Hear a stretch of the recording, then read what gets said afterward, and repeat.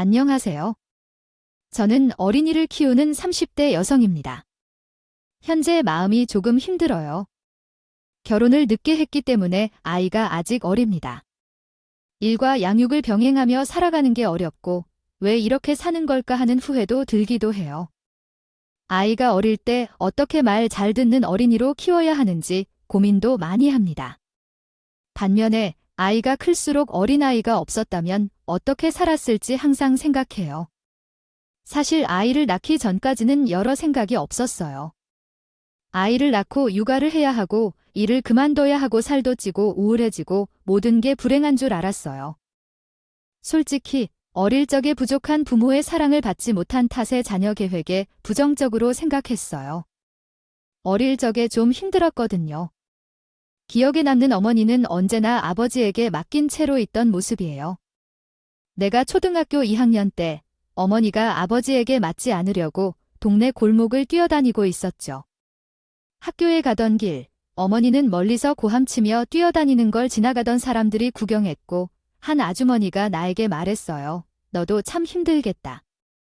내 어머니가 저렇게 제가 맡아 있던 아이가 학교 가고 싶다며 멋진 옷을 사달라고 하던데 약간 가지 말라고 해야 했어요.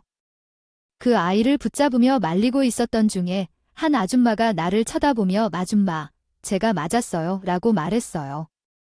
그런데 가족을 어떻게 말려야 할지 모르겠어요. 그래서 학교로 도망가야 했고 아줌마를 뒤로 하고 돌아섰던 기억이 있어요.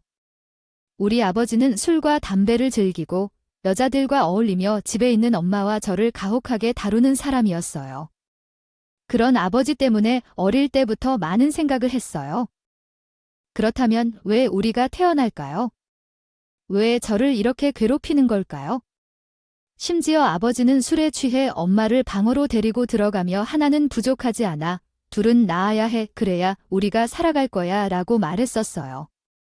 그러나 엄마는 그 말을 듣고 웃으면서 둘째를 낳을 때 어떻게 감당해야 할지 걱정했어요.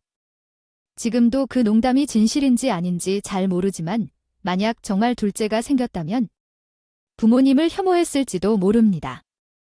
지금은 자식을 낳고 싶지 않으면 낳지 않아도 괜찮은 시대가 되었고 예전처럼 많은 자녀를 키우는 세상도 아닙니다. 하지만 자신도 형편이 안 되는데 자식만 낳으려는 무능한 부모는 한심하게 느껴졌습니다. 그래서 저는 어릴 때부터 결혼해도 출산해도 부정적인 사람이었습니다. TV 드라마에서나 나오는 사랑 이야기, 영화에서 나오는 가족 감동 이야기를 보아도 한 번도 눈물 한 방울 흘린 적이 없었습니다. 그런 것이 무엇인지, 왜 우는지, 왜 기쁘는지 아무런 감정도 느낄 수 없었죠.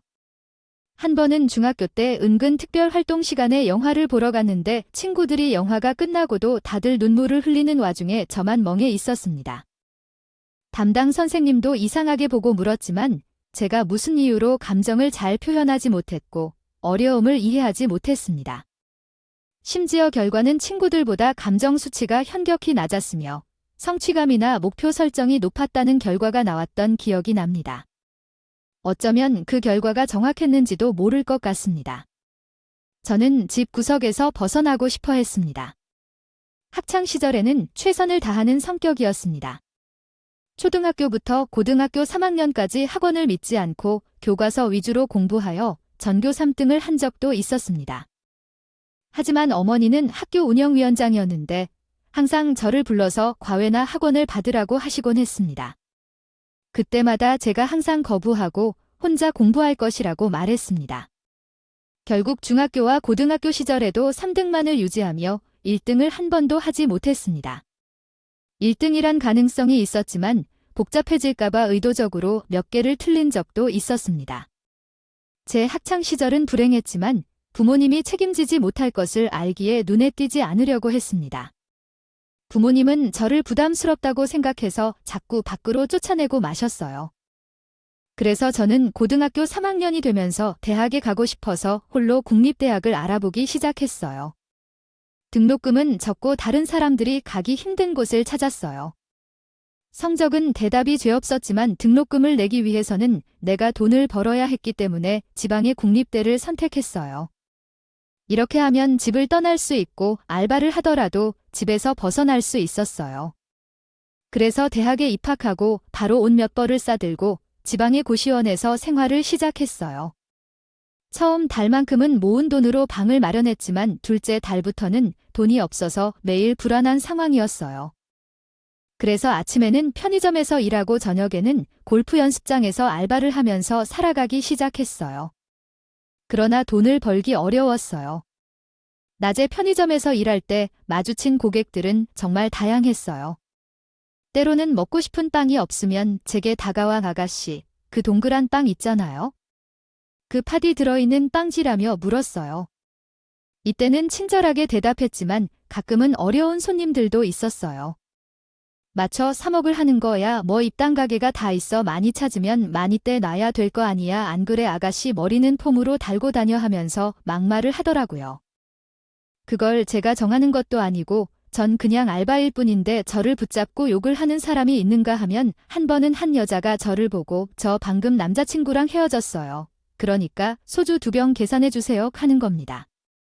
딱 봐도 교복을 입은 고등학생인데 소주라니 죄송하지만 미성년자에게 술 못 팔아 해요 기 딱 잘라 말했던 이 갑자기 제 뺨을 때리면서 내가 돈 낸다잖아 왜 안 파는 데에 너까지 나 무시하냐 알바 주제다 무시해 아야 우리 아빠가 누군지 알아 우리 아빠 변호사야 엄청 유명한 변호사라고 네가 나한테 이거 팔아서 문제 생기면 우리 아빠한테 말해서 조용히 해결해 줄 테니까 그냥 내놔 나 오늘 진짜 기분 안 좋거든 그러니까 당장 술 내놓으라고 하면서 펑펑 오는 애들도 있었습니다.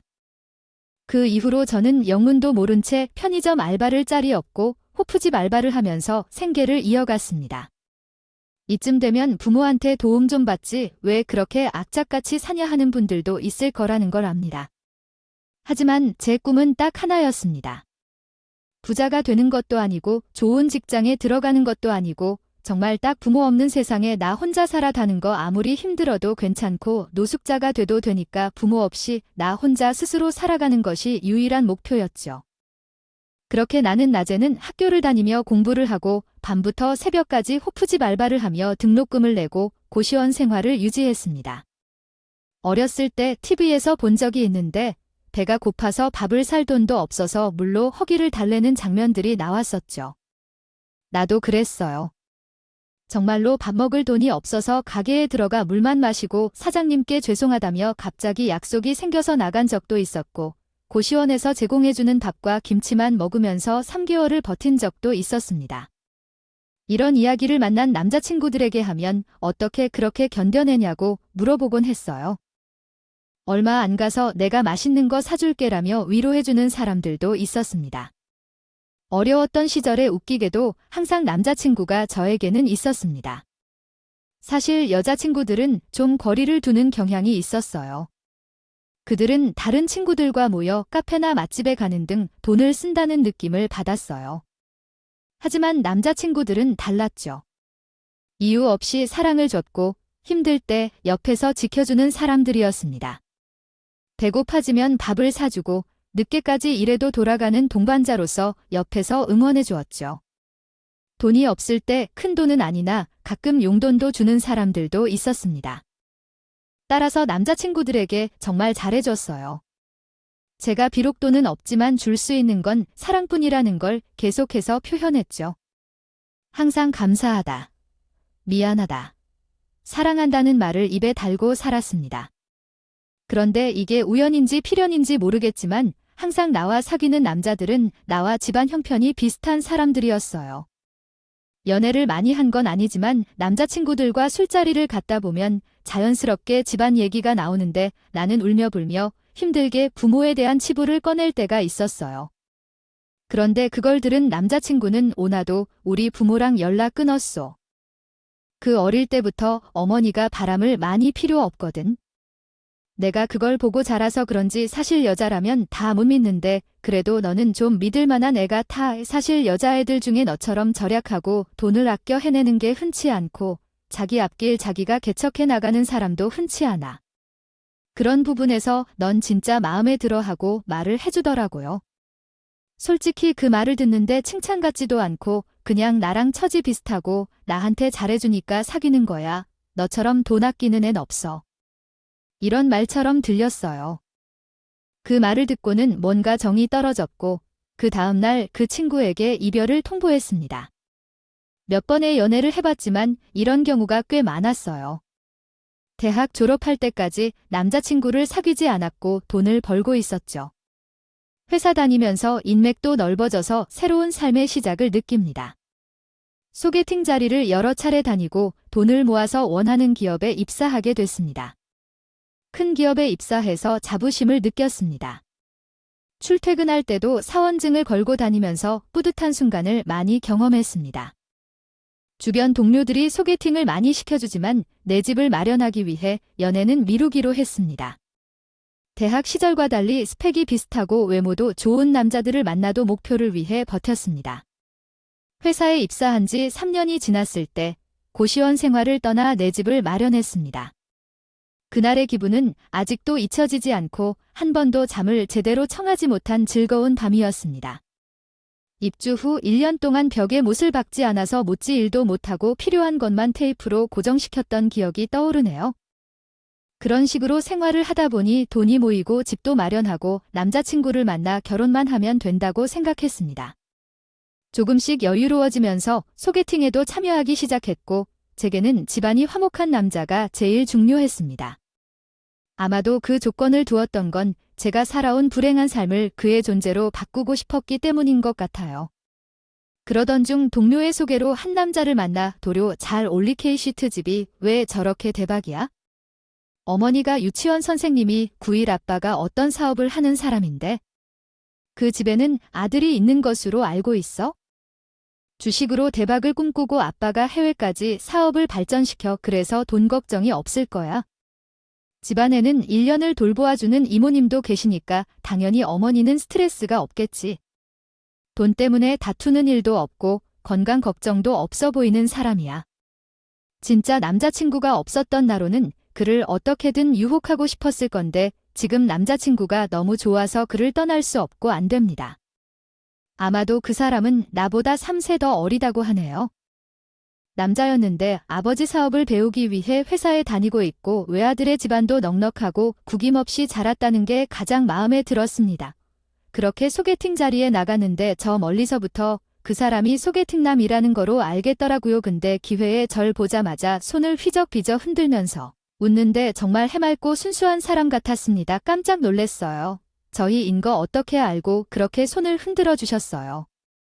사진도 못 봤을 텐데, 그냥 느낌이라는 게 있잖아요. 소개팅 하러 온 사람 같았어요. 그러다 아니면 어떡하려고 해도 되겠다. 그냥 웃고 말거나 운이 좋으면 친구가 되는 거죠. 그래도 다행히 맞는 거였어요. 민지 씨 맞는 거였어요.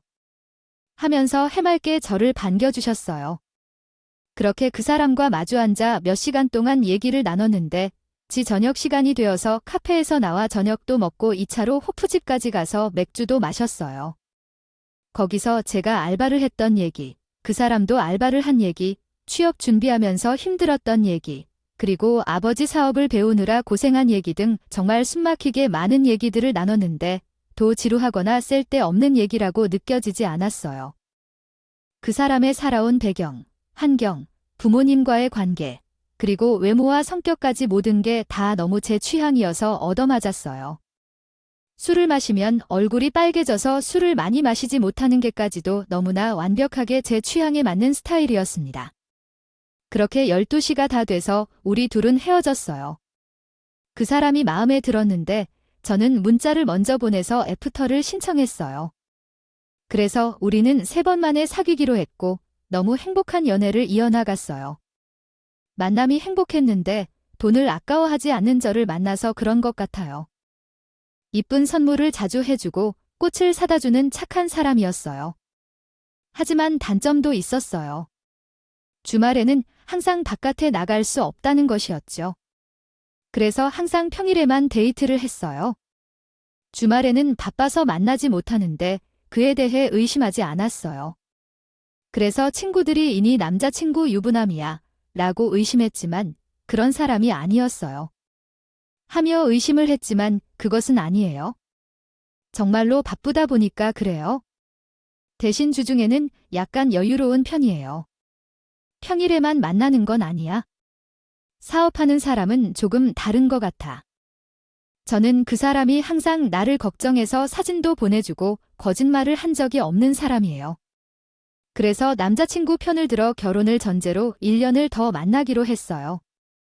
부모님과 연락이 끊긴 상태에서 제가 만약 좋아한다면 결혼을 허락해 주셔도 문제 없는 상황이었고, 남자친구의 부모님도 우리의 결혼을 허락해 주셔야 한다고 부탁을 드려야 할 상황이었어요. 솔직히 말해서 저는 남자친구에 비해 부족한 부분이 많아서 결혼을 허락받을 수 있을지 고민도 했어요. 그러나 의외로 쉽게 허락을 받았어요. 결혼한다 말하니까 저는 정말 좋아했어요. 곧바로 결혼하고 싶어서 찬성을 했지만 어머니께서는 제게 천천히 나왔으면 좋겠다며 돌아오셨어요. 당장 결혼한 길이 고 산부인과 같은 병원을 찾아 아이를 낳고 싶어 하셨어요. 아나 전 그렇게 오겠군요. 근데 하는 그리고 나중에 됐다고 얘기하시지 나 그리고 아나요? 그나 형제 진짜? 그리고 어디 뭐해서 없어서 어렵게 사실 얘기가 너무 기억이 생각을 들고서 야 그냥 되는 얘기 이런 생각이 그냥 다 이시기 나 좀 궁금한도 물었더니 우리 기온이 쿨과 말했어. 처음에 거기 내가 디럭코는 게 있으면 못하겠어 하면서 부모님이 왜 이들과 분을 거든 그런 거죠 부모님. 원래 처음에는 아니면서도 이미 말았어요. 되게는 되긴 해는 게 내가 안 나면 반대하니 때면 하는 데는다만 그래서 그거야 대충 그리고 있는 게 아니삼하고 생각해 이 상전과 밖으로 아기는다 중에서 뭔지 나에게 있나 얼마나 이만큼 나에게 없나 보고 지는 걸 사야 히까 그러고 말고 열까 내가 아니고 할 또 있는데 나 혼 허락뭐에 가이쯤인 게 쉽게 해서 그리 먹물했나 말른 데를 부모님에 하고 부모님에게 대해 모르겠세 확인을 하후마면 까고는 이 오늘이에 나면 업자니 나중에 가물었겠어요. 왔는 데는 이 역시 본래 해서 여보에서 이 십제의 패절경한 내가 뭐로다. 나와 나는 가가엘이고 그래서 이 역시간에 고답하고 가렵해는 어무운하고 지방근 말고 물로나 모 정가이. 이렇게 쿠리야끼엔자야 아르리 되어야 결도를 해양도를 제이글에 이어샤 가잡해서 이트로 낳은 여자 남자 구약을 이싸 친하고 친하자미 하게 말하니 있었 때가 됐고 지그거 들어 한인자지는 자리나 여문작 천마림을 출해대그는 얻고 어시 아이들은 결실고 가야 결셔주 하호텔을 로데만 보등느를 가세 가에오을 알리까면 조회대에 수교에서 부을 하리드쇼 가길에 파라은 나입과로비 하은요 얻는 캐였네요. 곧바로 결혼하고 싶어서 찬성을 했지만 어머니께서는 제게 천천히 나왔으면 좋겠다며 돌아오셨어요. 당장 결혼한 길이 고 산부인과 같은 병원을 찾아 아이를 낳고 싶어 하셨어요. 아나 전 그렇게 오겠군요. 근데 하는 그리고 나중에 됐다고 얘기하시지 나 그리고 아나요? 본문이 한국어 텍스트를 본문 설정에서 한국어로 번역하려면 다음을 한국어로 번역하십시오. 저는 전혀 관심 없는 것인지 아님 정말로 저를 존중해 주시는 건지 모를 정도로 빨리 식사를 올려달라고 말했습니다. 결혼이 도대체 어떤 것인지 이해할 수 없을 정도로 깜짝 놀라곤 했는데 다행히 시댁에서는 도심에 있는 꽤 큰 브랜드 아파트에 신혼집을 제공해 주셨고 사회자금도 필요 없다며 몸만 오라고 하셨습니다. 예물, 예식이나 그런 것들은 필요하지 않다며 우리 아들과 행복하게 사는 것만으로 충분하다 하시니 그냥 이대로 사는 게 좋을까 싶기도 했습니다. 처음에는 너무나 예사롭게 대해 지루하다고 생각했는데 결혼 후에는 오히려 시댁에 간섭이 없어서 편했습니다. 그러나 나중에야 왜 시어머니께서 결혼에 그렇게 큰 관심을 보이지 않으셨는지, 별 흥미를 갖지 않으셨는지를 알게 되었습니다. 지금 생각해도 참 이해가 안 되네요. 우리 부부가 결혼한 지 3년 정도가 지났을 때였습니다. 저는 이제 조금씩 임신을 고려하게 되었고 남편과 아이를 가지고 싶다는 생각이 들었습니다. 그러나 평일에는 일하고 주말에 쉬는 표준적인 생활을 하고 있었는데 남편은 주말에 바쁘다며 우리는 평일에도 서로 마주하기 어려운 날이 많았습니다. 남편은 늦게 일어나고 나는 일찍 나가야 했기 때문에 더욱 그랬죠. 주말에 남편은 때때로 지방에 가서 외박을 하기도 하고 어쩔 때는 아무것도 없다며 푹 쉴 때도 있었습니다. 그렇게 우리 부부는 몇 번의 임신을 5파인돌 줄 생산했습니다. 성공적으로 시도 끝에 결혼 후 3년 만에 아이가 생겼습니다. 제가 임신 소식을 남편에게 알렸을 때 그는 매우 깜짝 놀라면서 제기가 생겼다고 당신이 피임약 먹는다고 하지 않았어. 왜 서운하게 받아들여 하면서 반응했습니다. 피임약을 먹는다고 해서 모든 임신이 불가능한 건 아니잖아요. 또한 우리는 결혼 3년을 했으니까 아기를 가질 준비가 충분히 된 거잖아요. 왜 아기를 가질 생각에 서운해하는 거니? 하고 서운한 말을 한 뒤 제게 미안하다고 했습니다. 그렇게 저는 임신한 상태로 홀로 집에 남는 걸 싫어해서 계속해서 일을 하다가 점점 배가 커져 체력이 저하되자 결국 육아휴직을 신청했습니다. 임신한 지 6개월 정도 되었을 때는 동네 사람들도 제 임신에 대해 많은 관심을 보였습니다. 엘리베이터에서 마주친 한 아줌마가 혹시 8층 3호 아이야? 제가 9층 902호 사는데 아기가 생겼구나. 축하해 라며 인사를 건넸습니다. 하지만 그녀는 임신이라는 걸 이해하셨는지 모르겠지만 나 정말 임신했구나. 축하해. 3개월 후쯤 출산할 거지? 축하해 주셔서 감사합니다 하며 인사를 드렸지만 그 아줌마가 저를 위해서 내려다보면서 그러나 신부는 지금도 배가 매우 부었는데 남편은 왜 그러느냐고 물었습니다. 솔직히 말하자면 관심도 없고 대답하기 싫었습니다. 예전에는 어머니들이 한 아기를 키우면 온 마을 사람들이 관심을 보였지만 요즘은 그럴 필요가 없고 오히려 그런 관심이 해로울 때도 많아서 대충 대답하고 말았습니다. 그리고 집으로 돌아와서 잠을 오래 자고 일어나니 남편이 있었습니다.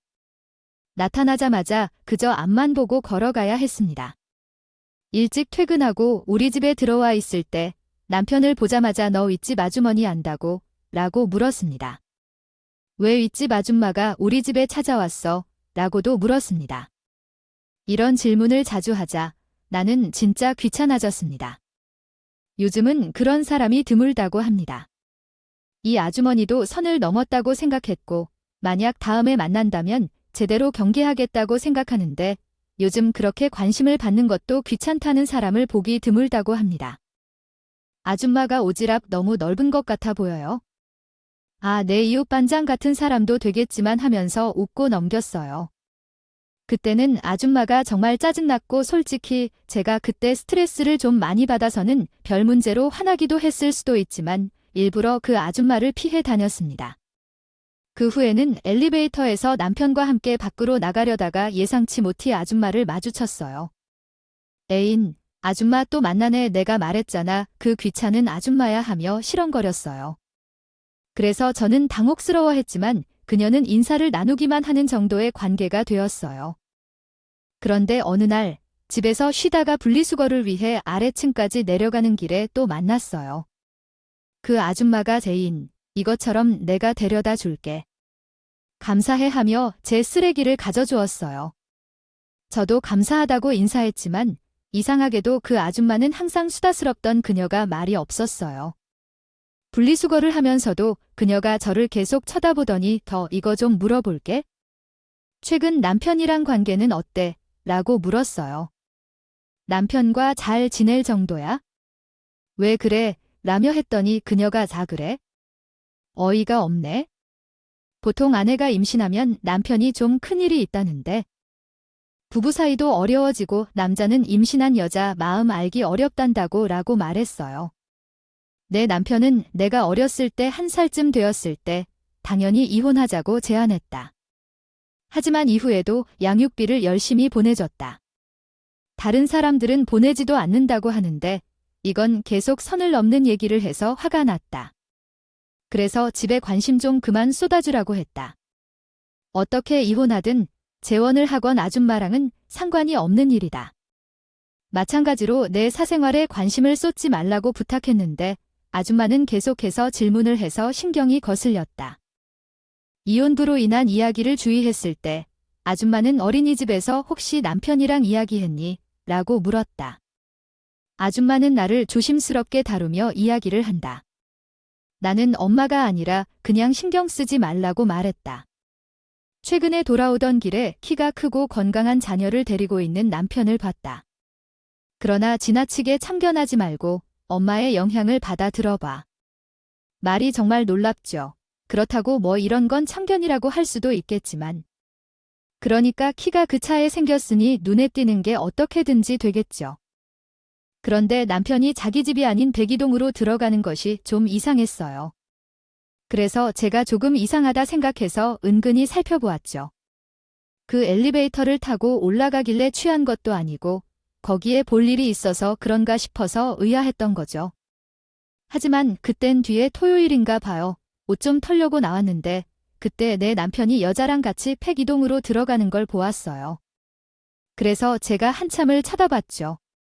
그쪽 신랑이 애가 없다고 해서 두 눈으로 명확하게 확인했다고 말씀드릴게요. 그때 말도 안 하고 집으로 들어갔다가 남편한테 전화를 걸었어요. 남편은 전화만 걸면 미안, 회의 중이야 하고 끊는 바람에 안정해. 차가워지고 참 술통을 넘어서 남편에게 전화 올 때까지 인터넷을 뒤져봤어요. 혹시나 바람피면 티를 내지 않고 증거를 수집하고 여기저기 조언을 받았죠. 배도 뗀 게 오고 스트레스로 밥도 안 넘어갔어요. 남편이 퇴근해서 집에 들어와서 대접하려 했죠. 그리고 주말에 옷 챙겨 입고 여보, B팀 회의에 갈게 하고 나갔어요. 이런 일은 처음이었는데 따라가 보니 정말 그 대양마 맞아요. 우리 마음이 백이동으로 향하는데 그때 나는 제 정신을 잃은 듯 했습니다. 남편이 엘리베이터를 타고 올라간 층은 4층이었지만 임신한 제가 계단을 올라가서 각 집의 문에 귀를 대고 소리를 듣기 시작했습니다. 아파트는 복도형이었기 때문에 1층에는 수십 개의 집이 있었지만 소리가 들리지 않았습니다. 그 순간 현타가 왔고 그때 한 집 문이 열렸습니다.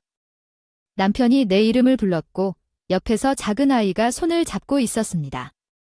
어떻게 된 거냐며 남편에게 물어보니 시어머니가 나와 나에게 물었습니다. 이 상황에 대해 변명하려는 남편이 제게 적극적으로 접근했습니다. 죄송합니다. 그 내용은 한국어로 제공되지 않습니다. 다른 내용을 요청하거나 도움이 필요하시면 알려주세요. 울음소리를 들으며 불안해하는 것인지 진짜 어떤 일인지 의문이 들었습니다. 남편이 숨긴 아이를 가진다는 사실을 알고 나니 엄마라는 역할을 맡은 7살짜리 아이라는 사실에는 정말 믿기 어려웠어요. 마침내 머릿속의 퍼즐이 맞춰지기 시작했습니다. 왜 어머니가 우리 결혼을 호의적으로 받아들인 건지, 왜 내가 원하는 대로 행동할 수 있게 했는지, 왜 우리의 신혼집이 도심의 고급 아파트였는지 등 모든 것이 이해되었어요. 나는 아이가 아닌 남편의 아내로 여기 들어오게 되었고 사업으로 바쁘다며 연애할 때의 핑계들이 아이 때문이었다는 것을 깨달았습니다. 모든 것이 혼란스러웠지만 그 순간 나는 말을 꺼내지 못했습니다. 아이는 할머니에게 말하지 말라고 했고 남편은 내 뒤에 서서 미쳤다고만 반복했지만 아무것도 하지 못했죠. 그 후 집으로 터벅터벅 걸어 들어오며 상황을 확인했고 이웃 아줌마가 한 일이 완전히 생각났어요. 너무나도 어려운 결정을 내려야 했습니다. 나는 그 아이를 새로 받아들이기는 어려울 것이라고 생각했고 결국 남편과 이혼을 결정했습니다. 우리 아이를 키우는 것은 나에게 큰 미련을 남길 것 같았고 어린 시절 함께 자랐던 자매들이 같이 크는 모습을 보는 것은 나에게 더 큰 상처를 줄 것이라고 생각했습니다. 이혼 후에도 아이를 키우면서 남편으로부터 양육비와 위자료를 받고 있지만 남편의 가족이 아이를 보고 싶다는 연락을 받을 때마다 거부할 수밖에 없습니다. 아이를 낳은 사실이 그토록 큰 상처를 남기고 있는데 어렵고 아픈 일이었던 것은 사실입니다. 이제는 그때의 상처와 아픔을 조금씩 치유해가고 싶습니다. 저는 매점을 하고 있지만 집안의 이야기를 생각하면 경찰에 신고하고 싶습니다. 남편을 선택한 후에도 후회만 가득합니다. 그러나 과거로 돌아갈 순 없지만 그때 결혼이나 출산을 하지 않았으면 좋겠습니다. 현재 살아가는 아이에게 너무 미안하지만 아빠가 됨으로써 아이에게 부정적 영향을 준 것에 마음이 불편합니다. 하지만 대한민국 사회의 한 부모로서 아이가 행복한 삶을 살 수 있도록 최선을 다하겠습니다. 이야기를 들어주셔서 감사합니다. 비염